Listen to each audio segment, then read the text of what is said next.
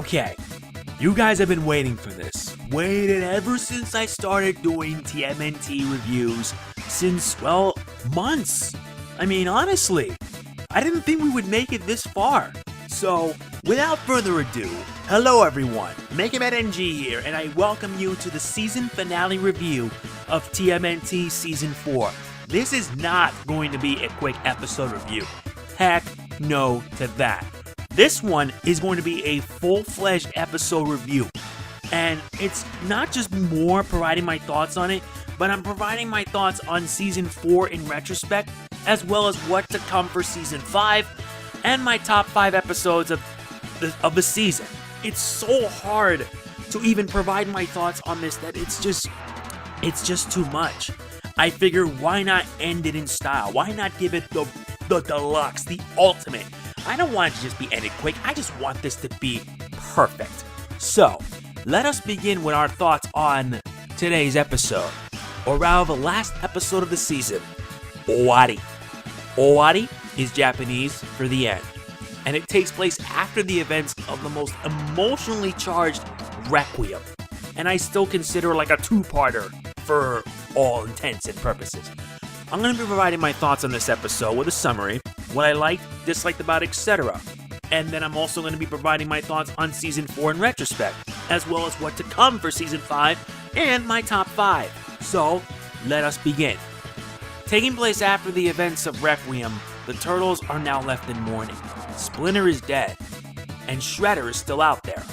And there's only one thing for them to do, and that is to take the fight to the Shredder and end it once and for all before his fury and anger will be unleashed upon the city and the world. Not much of a summary, but let's face it, after the intense episode that was last week, this week was full of action. There was a bit of humor here and there, but the main focus of it is the final battle between the Turtles, Casey and April, against the Shredder, Baxter Stockman, Bebop and Rocksteady, as well as that fish guy, I forgot his name, but he didn't really do much. But bottom line, the episode was action-packed, it was intense, and it was crazy. I loved every minute of it. I actually watched the episode twice just to see how good it was. I enjoyed it. It was awesome. It was very good. The best thing about it was that from start to finish, you knew everything was going to end. You knew it was inevitable. And you can obviously feel bad for all the Turtles, as after they lost someone that they consider family, they're now forced to fight someone who Splinter thought of as his own brother. And it was pretty sad, it really was. But it didn't stop me from seeing how awesome it was. For a 22-minute episode, they nailed it right out of the park. The action was insane. And weird fact, though, is that all the Turtles are wearing the same thing that Leonardo wear. It's a nod to the IDW comics when Leonardo was in his night gear. It's pretty well done. I enjoy that considerably. Everybody, even the heroes and the villains, got a chance to shine. Surprisingly enough, this may be the last time we may see some of these villains again. And you guys already know what's going to happen, right? Yeah. I love the final battle between Leo and Shredder, though to be fair, the Turtles actually tried their efforts against Super Shredder, and despite their teamwork, Super Shredder just whacked them all around like a ragdoll. It shows just how dangerous and just how evil he is. The mutagen inside him made him perfect. Not even the retro mutagen that Dom threw at him wasn't enough to stop him. All it took was a lot of skill, and it was crazy. It reminded me of the original first movie, minus the Super Shredder stuff, when the Turtles tried to stop a Shredder but fail, and in the end, Splinter had to take him down. The only difference this time is that they don't have Splinter this time. It was all up to the 6 of them to stop Super Shredder. And it eventually ended with Leonardo fighting the Splinter in a final battle, and he got beat bad. Leonardo got his butt kicked horrifically. But he came back and just took him down. It was an insane final battle. Very satisfying. The fire that added through it added a bit more atmosphere that you knew it was going to happen. You knew it was the end, and it was done so well. I can't even find the right words to express just how amazingly good, but also amazingly emotional. This episode was Leonardo-centric, and it did involve the Turtles, but I felt the main focus was on Leo. He was hurt by it the most because he always saw Splinter as someone so important to him, his mentor, his father, and now it was all taken away by someone fueled by anger and vengeance. You know what they say, right? An eye for an eye leaves everyone blind. Yeah, a chain of revenge. And although Leo did defeat the Shredder and avenge his father/master, I wonder how far that revenge could have gone. But hey, it was a very amazing way, and I liked how it all ended too, with an outlook for the future that no matter what comes their way, the Turtles, Karai, Casey, and April are all gonna be there for them. Speaking of which, we did see most of the Shredder's villains, and they all got beat despite the fact they put up a good fight. Especially in part 1. Part 2 is, well, some of them actually, we may never see again. Bebop and Rocksteady, Tiger Claw.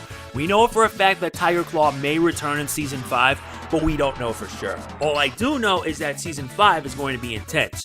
But bottom line, this episode was amazing. It really was. It really was enjoyable. And if you haven't seen it, what are you waiting for? Watch it. Watch it right now. If you have it on DVR, set it up, boot it up, watch it. And then come back and provide your thoughts here. But my review isn't finished yet. Like I did with the Season 2 Flash finale, The Race of His Life, I'm going the deep end.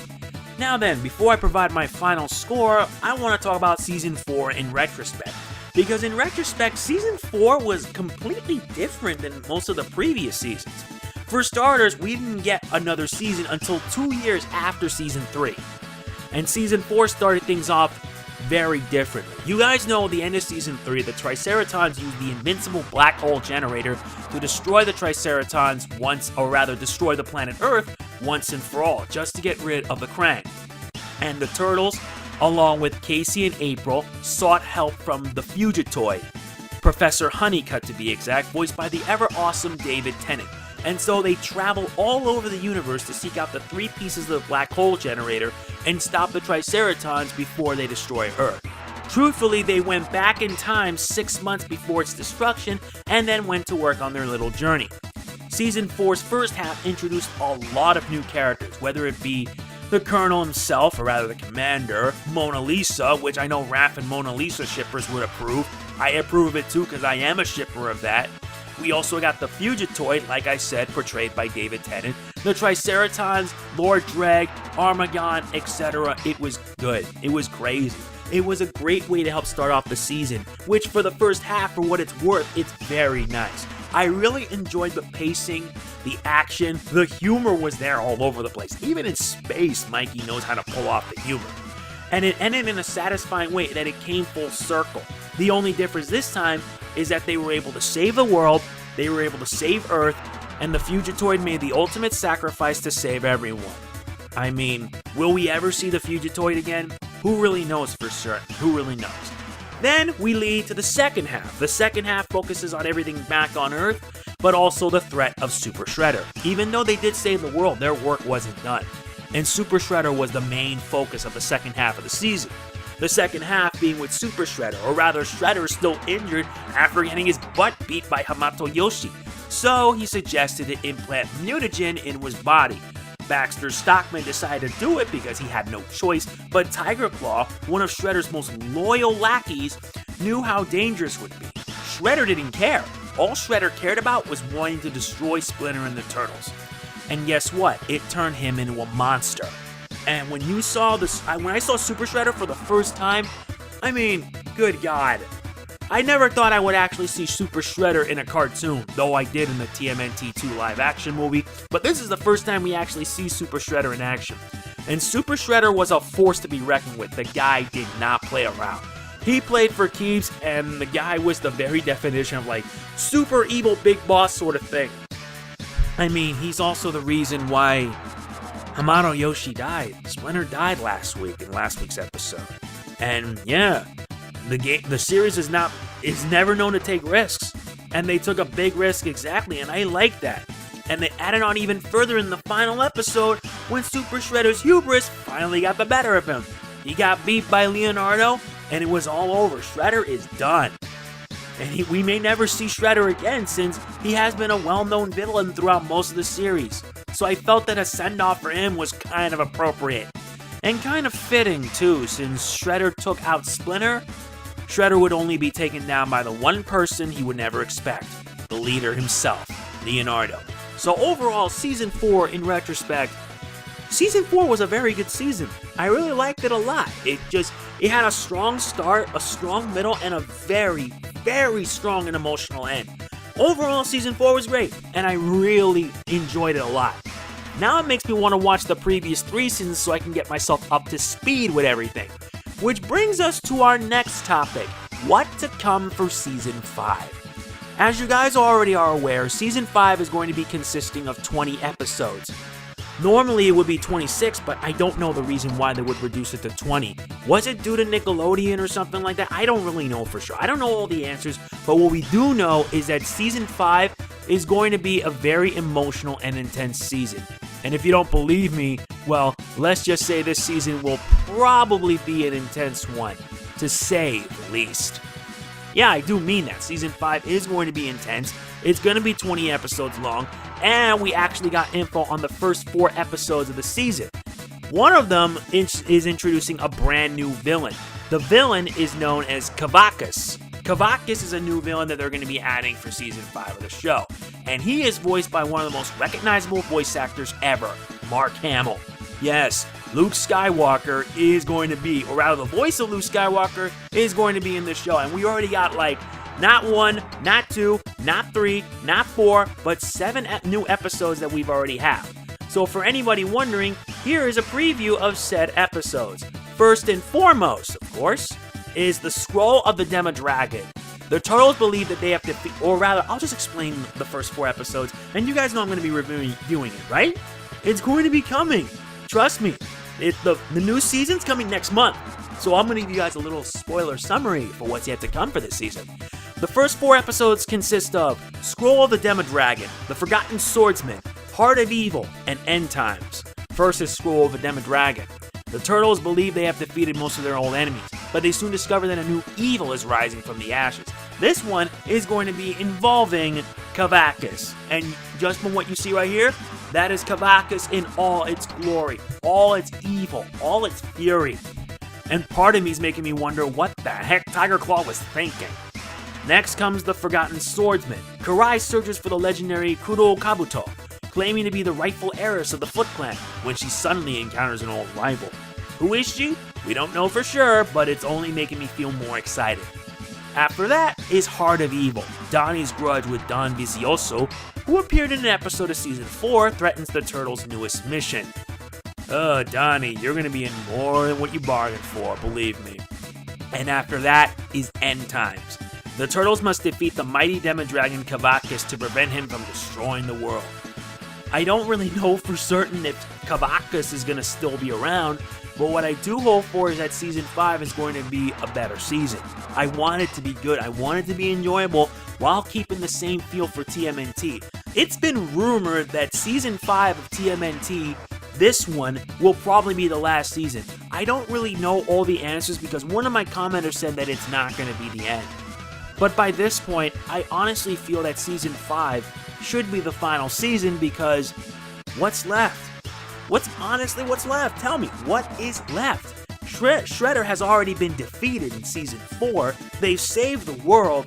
I figure a 5th season, which the Turtles now have to go through life as normal but without Splinter, and see if they have what it takes to become actual masters. Plus, with Leonardo assuming a sensei role, this could be a good opportunity for Leonardo to develop as a character. I personally feel that it would be nice, but I could be wrong. I wouldn't be surprised if this season, or rather, this show, ends up getting a Season 6 or 7, depends. I don't really know. But the bottom line is, you guys know what to expect for Season 5. The first episode is going to be coming on March 19th, 2017. And when that episode comes, I will be providing my thoughts on it, like I always do in these quick episode reviews. But yeah, be ready for when it happens. But you guys wonder, what's my rating for Owari? Well, I'll tell you. I officially give Owari, the final episode of Season 4, a perfect 10. What more can I say? It is an amazing end to an amazing season, and it was satisfying to boot, seeing Leo finally assume the role as leader, the leader that everyone should deserve. It's beyond a doubt amazing. The action is everywhere, all throughout. There is some humor here and there, but I feel the main focus was the action, and it felt so satisfying. Plus, the ending shows an optimistic look of what to look forward to in the next season. So bottom line, Owari is a full-fledged 10 out of 10. No ifs, ands, or buts. And if you haven't seen the episode, what are you doing? Watch it! And after that, come here, provide your thoughts in the comments. Last but not least is my top 5 episodes of TMNT Season 4. Here's the thing. This is a very, very, very, very difficult thing to do because almost all the episodes of Season 4 have been awesome. I really mean that. Trying to come up with a top 5 is so difficult. So, I don't have a choice and I have to choose which of the 5 episodes I consider to be the absolute best. If you have your own list, please be sure to share it in the comments. I look forward to hearing from all of you guys. And believe me, my list is opinionated, and if you feel that you don't agree, feel free to share yours. Don't worry, I won't judge you or anything. I'll just say that your list is just as good as mine. Number 5 is Beyond the Known Universe. I chose this episode because this is the best way to start Season 4. With the situation seen that their Earth had been destroyed, and the only way they can be able to save it is to find the pieces of the black hole generator. This episode's also noticeable because it introduces us to the Fugitoid, voiced by David Tennant, and it had this Doctor Who space exploration vibe that it made me feel giddy and excited for what this season will have in store. Surprisingly, the travel part, the space travel stuff, only lasts the first half, but for what it's worth, it's good, and I consider Beyond the Known Universe to be number 5 on my list. Number 4 is a tough one because normally this episode should be a lot higher. Transdimensional Turtles. Transdimensional Turtles, I really enjoyed this episode a lot for a variety of reasons. For starters, the episode's 22 minutes long, you guys already know that. But the biggest thing about this is that the 2012 Turtles team up with the 87 Turtles to stop 87 and 2012 Krang from destroying the TMNT multiverse.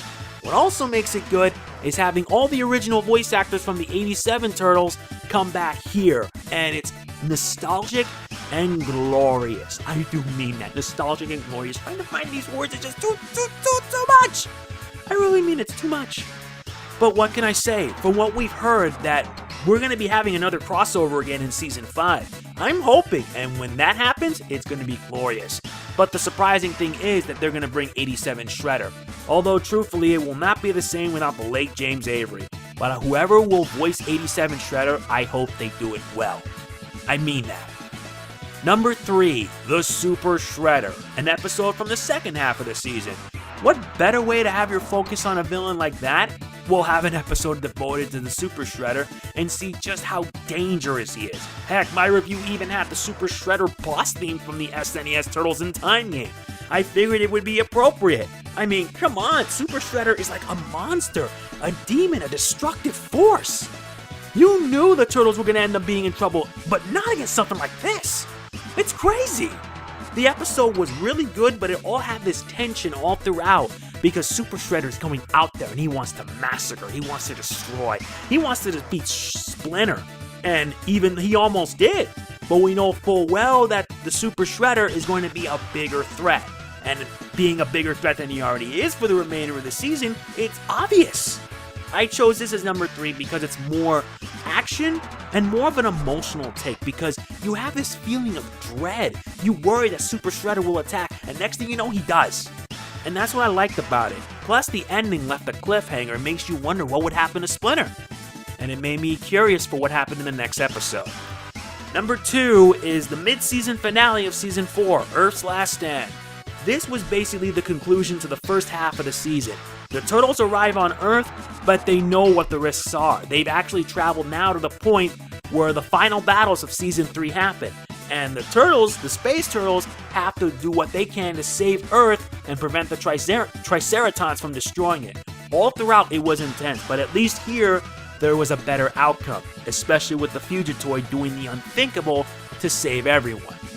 But I will admit, if we ever do see the Fugitoid again, maybe in Season 5, who knows, because the end of the episode revealed that the Fugitoid was somehow still functional, though it can be a possible hint. Who knows? I enjoyed this mid-season finale because of how intense it is and how big of a risk things have been, and it also set things up for the second half of the season in which Shredder will eventually become Super Shredder and the Turtles gaining new allies along the way. How fitting. And now the number one. Number one is not as easy as it sounds. Number one is a very tricky thing. And this is the first time in a top 5 where it's actually going to be a tie. That's right. Number one is a tie, and the only reason why I made it a tie because it's my list and I do what I please with it, but because of the fact that I felt that both of these should have been like an hour-long thing. It should have been a 2-parter from the get-go. Number one is a tie, and my final choice, Requiem and Owari. That's right, Requiem and Owari are my number one top episodes of TMNT Season 4. You knew the final battle was coming, but you didn't think how it would actually end. The first part, Requiem, was all huge action throughout, especially with a big shocker at the end that I didn't think that they would do. These guys had balls for doing it, and I mean it. I know how death can be handled in shows, but if it's done right, it's done beautifully, and if it's done wrong, it's done poorly. This is a perfect example of how it's done perfectly, and Owari serves to follow it up with the Turtles marching into Shredder's base and taking him down. It was all throughout amazing, but combined, it sort of serves as a conclusion to the season and sort of a next step for the next season, of course. I really did enjoy it big time, and I can't help but say and wonder, how could they top it? How could they top an emotional episode as well as an action-packed finale?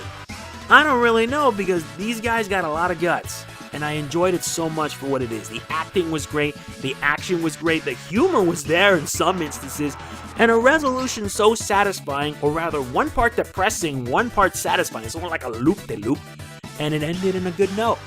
With Season 5 coming next month, I am really looking forward to how the Turtles, Casey, April, Karai, Shinigami, how they're going to handle the newer threats. And that is why, or rather, for all intents and purposes, Requiem and Owari are my number one episodes of TMNT Season 4. Yes, it's a tie, but who cares? It should have been like a 2-parter, rather an hour-long thing. That would have been perfect, and it would have fit this so well. Yeah, I kind of went over the deep end. We're like over 22 minutes, and I mean it. This is a full episode review, and I'm going to make sure I see it through to the end. But what I do want to say is I want to thank each and every one of you for taking the time to watch these reviews. Surprisingly, they do a lot more than my video game playthroughs, and I can't even fathom why. But hey, for what it's worth, I am happy to be doing this, and I look forward to doing this when Season 5 comes next month. However, if you guys want me to review other things like, say, Samurai Jack Season 5, I'd be happy to do so. Let me know in the comments and I'll see what I can do, but bear in mind, I don't have Cartoon Network on my DirecTV, so the only way I can be able to watch is through online. And I'm going to be doing so through the Adult Swim website. I want to support these guys, especially Gendy Tartakovsky. So, yeah, if you guys want me to review something like Samurai Jack, I'd be happy to. Just tell me and I'll make sure I get to work on it right away. As for TMNT Season 5, the reviews will be coming back in exactly 1 month on March 19th. And believe me, it's going to be glorious. So that's it for my TMNT Season Finale review. It's not a quickie, it's a full-fledged one. And yeah, if you enjoyed this video, please be sure to hit the like button. It really, really, really means a lot to me. I keep saying really over and over, but you guys get my point. And if you've seen the episode, or if you have a top 5 of your own on what you liked about Season 4, let me know in the comments, and I look forward to hearing from you. That's it. This is Mega Man NG signing off. Peace out. Catch you on the flip side. And thank you. See you next month for when we return to Season 5.